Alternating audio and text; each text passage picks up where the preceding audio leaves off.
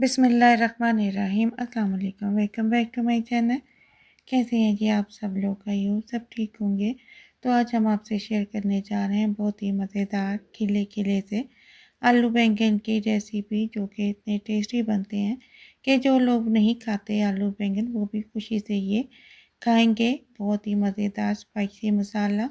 Video अच्छी लगे तो चैनल को सब्सक्राइब कर दें, वीडियो को लाइक कर दें और बेल आइकन के बटन को प्रेस कर दें। तो वीडियो को लास्ट तक देखें, किस तरह से हम बहुत ही मज़ेदार से ये आलू बैंगन की रेसिपी बनाएंगे। तो ये आलू बैंगन बनाने के लिए सबसे पहले एक प्लेट ले लेंगे, उसमें हम पानी डाल देंगे 5 टेबल स्पून, नमक डाल देंगे 1 टीस्पून,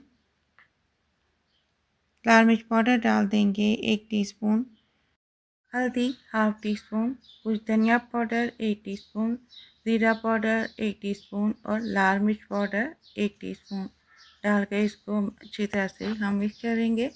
इस तरीके से जब हम पानी में मिक्स करके मसाले खाने में डालते हैं तो मसाले जलते नहीं और इसका फ्लेवर भी बहुत अच्छा आता है। और पानी यहाँ पे मैंने 5 टेबल स्पून यूज़ किया है और मसालों का फ्लेवर भी बहुत अच्छा आता है। थोड़ा सा पानी इसमें और डाल देंगे ताकि मसाले अच्छे से पानी में मिक्स हो जाए। अब एक पैन ले लेंगे, पैन में ऑयल डाल देंगे हम 1/3 कप। आलू ले लेंगे, यहाँ पे मैंने 2 आलू ले लिए थे और आलूओं को इस शेप में काट लेंगे। अब ये आलू हम गर्म ऑयल में डाल देंगे। तो यहाँ पे मैंने बैंगन हाफ केजी लिए थे, वो भी मैंने इसी शेप में काट लिए थे और काटने के बाद मैंने इसको पानी में रख दिया था। अब ये बैंगन भी हम पैन में डाल देंगे। अब आलू और बैंगन को ऑयल में हम फ्राई करेंगे। इतना फ्राई कर लेंगे कि आलू और बैंगन सॉफ्ट हो जाए और इस पर अच्छा सा कलर आ जाए। तो अब फ्राई किए हुए आलू और बैंगन को हम ढक कर रख देंगे ताकि आलू और बैंगन नरम हो जाए और इसको इतना पका लेंगे कि ये 90% गल जाए, बाकी के हम मसाले में गलाएंगे। फ्राई किए हुए आलू बैंगन को हम निकाल लेंगे। प्याज ले लेंगे, यहाँ पे मैंने 3 ले लिए थे, इसको चॉप करेंगे। 3 हरी मिर्च डाल देंगे। तो यहाँ पे ये मिक्सचर बनकर रेडी है। अब टमाटर ले लिए थे मैंने 2, इसका भी हम पेस्ट बना लेंगे और एक पैन ले लेंगे। पैन में हम वही यूज़ करेंगे जिसमें आलू बैंगन फ्राई किए थे, उसमें हम 1/3 कप और ऑयल का डाल देंगे। अब पैन में हम प्याज और हरी मिर्चों का पेस्ट डाल देंगे। ये डालने के बाद इसको हम फ्राई करेंगे, इतना फ्राई कर लेंगे कि ये हल्का गोल्डन सा हो जाए और प्याज भी अच्छी तरह से फ्राई हो जाए। तो अब इसमें हम लहसुन अदरक का पेस्ट डाल देंगे 1 टीस्पून और लहसुन अदरक को डालकर हम प्याज के साथ इसको भी फ्राई कर लेंगे। अब इतना फ्राई कर लेंगे कि लहसुन अदरक की स्मेल ख़त्म हो जाए और इसको इस तरीके से फ्राई करके इसमें हम डाल देंगे मसाले हमने पानी में मिक्स करके रखे थे, वो इसमें डाल देंगे। अच्छे से प्लेट को साफ़ कर लेंगे। अब ये मसाले हम प्याज के साथ भून लेंगे, इतना भून लेंगे कि मसालों का कच्चापन दूर हो जाए और इसका ऑयल सेपरेट हो जाए। आलू बैंगन तो आप बनाते ही रहते हैं, हर एक का अपना बहुत अच्छा फ्लेवर होता है, लेकिन आप इस तरीके से ज़रूर ट्राई करें, ये बहुत ही टेस्टी बनकर तैयार होते हैं। तो अब यहाँ पे मसाले को हमने अच्छे से भून लिया। अब इसमें टमाटरों का पेस्ट डाल देंगे।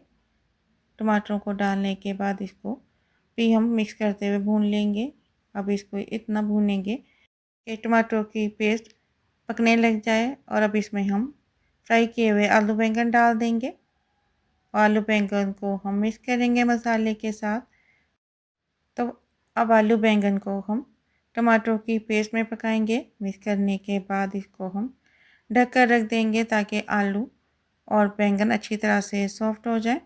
अगर आपको ये मज़ेदार से आलू बैंगन की रेसिपी अच्छी लगी हो तो लाइक कर दें और एक अच्छा सा कमेंट कर दें।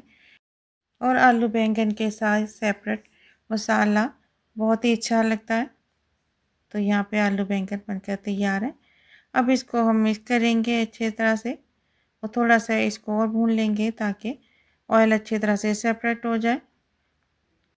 इस तरीके से जब हम आलू बैंगन बनाते हैं तो ये मसाले के साथ मिक्स नहीं होते, इसका मसाला सेपरेट होता है और आलू बैंगन सेपरेट होते हैं, जो कि देखने में भी खूबसूरत लगते हैं और खाने में तो बहुत ही बेहतरीन बनकर तैयार होते हैं। तो हमने इसको अच्छे से भून लिया है। اب اس کو ہم ڈش آؤٹ کر لیں گے اور ڈش میں ڈالنے کے بعد اس کے اور مزیدار بنانے کے لیے ہم لیمن لے لیں گے، ایک لیمن کا جوس اس کے اوپر ڈال دیں گے اور لیمن ڈالنے کے بعد اس کے اوپر ہرا دھنیا ڈال دیں گے۔ تو یہاں پہ ماشاءاللہ الحمدللہ ہمارے بہت ہی مزیدار، ٹیسٹی، مسالے دار آلو بینگن بن کر تیار ہیں۔